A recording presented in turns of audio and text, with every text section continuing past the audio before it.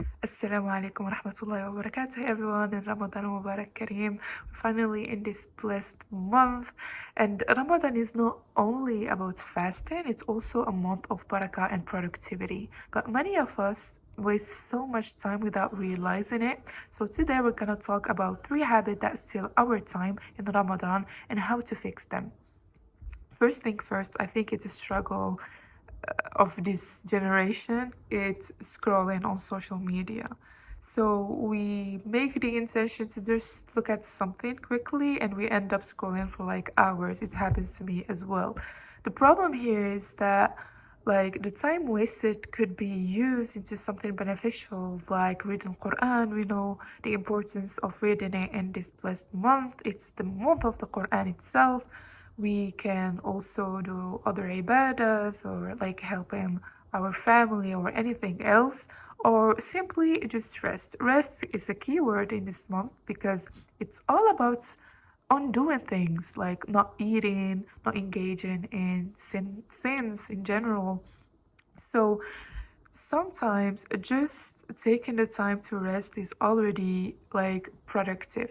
And social media, we think that sometimes scrolling in them is like relaxing, but actually it takes your energy as well. So to fix this problem, I know there are many applications that exist. I personally don't use them, but what I could notice with my clients is when they work on their intentions and they find other things that are more interesting to do, they tend to truly forget about social media. And also, the thing is that, like, having a phone allows you to use it like everywhere you go. So, being mindful of your usage by dedicating a time and also a place to use it could be a really, really good strategy. So, for example, you could tell yourself after suhoor and before iftar, no phone zone. And instead of using it in my bedroom before sleeping, I could use it in the evening room in that little break time. The ayah that truly motivates me in changing like a habit that I'm not proud of is وَالْعَصْرِ إِنَّ الْإِنسَانَ لَفِي خُسْرٍ إِلَّا الَّذِينَ آمَنُوا وَعَمِلُوا الصَّالِحَاتِ وَتَوَاصَوْا بِالْحَقِّ وَتَوَاصَوْا بِالصَّبْرِ.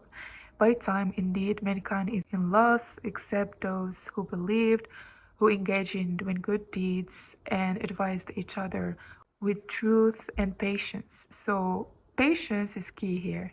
Second time waster, overcomplicating iftar and suhoor.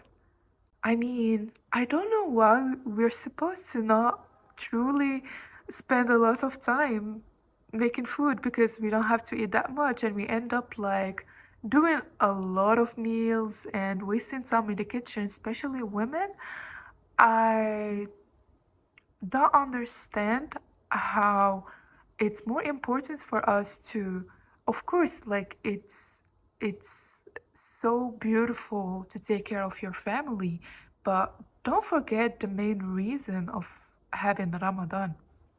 Allah subhanahu wa ta'ala, he said لعلكم تتقون, like it's a month of taqwa, of ibadah. We are supposed to like use more time into dedicating ourselves to taqwa and ibadah rather than other things. Like it's the priority here.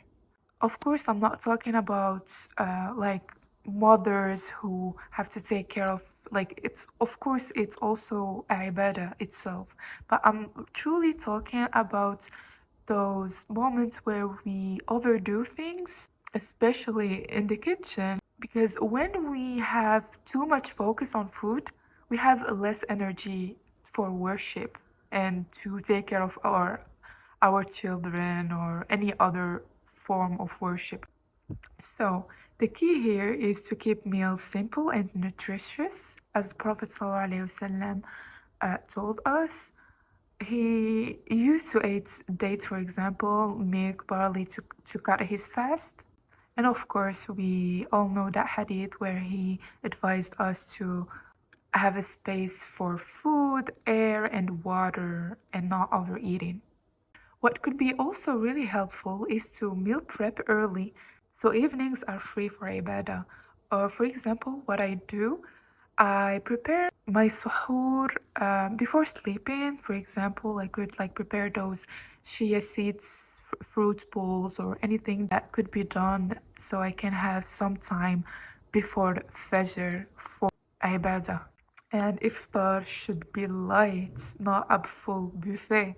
We are supposed to do Taraweeh and engage in ibadah after Isha. So yeah, let's break that cycle of wasting a lot of time in the kitchen. Actually, the more we make food complicated in making, the more complicated it is to digest as well. Ramadan is a spiritual detox, not a food marathon. Third and last time waster, staying up late and waking up late. If you already had sessions with me, I think you understand that sleep is like something that I love to talk about because I truly believe when we give it the right definition as Allah subhanahu wa ta'ala defined it, we solve many problems. Your day begins the night before. So having a sleep routine and trying to have a good quality sleep will allow you not to miss suhoor and fajr. So you're gonna be energetic to start your day because as we know after fajr is the barakah key moment. So please don't ruin your sleep or lower your energy by scrolling again or doing things that are meaningless. We are truly lucky to witness Ramadan.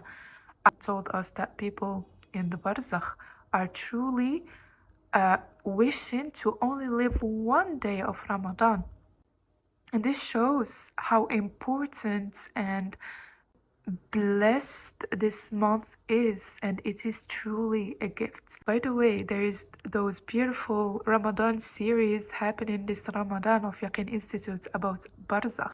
Using social medias to watch such contents could be a plus for you. I would leave you some interesting other series down below. You could check them. And if you have other suggestions, please let us know so everyone can find a series to go to instead of scrolling on meaningless things. So the sunnah of sleep is to sleep early after Isha, but in Ramadan we could say after Taraweeh. Please don't engage in things that will stimulate your brain. You could, for example, read Quran or listen to a really calming, relaxing podcast. And even if it's Islamic content, don't watch things that will make you think. You need something that will relax you and help you take that sleep bus, as I always say. Like sleep comes and go. If you can't sleep, don't overpressure yourself. Just try to go out from bed and engage in relaxing things that will make you fall asleep naturally. During the day, it's also really brilliant to do a qaylula, a power nap, that even the Prophet ﷺ, he used to do this after Dhuhr. And of course, we have to use Fajr as our productivity starts, the most barakah filled time, so we can easily and naturally go smoothly during our day without fatigue.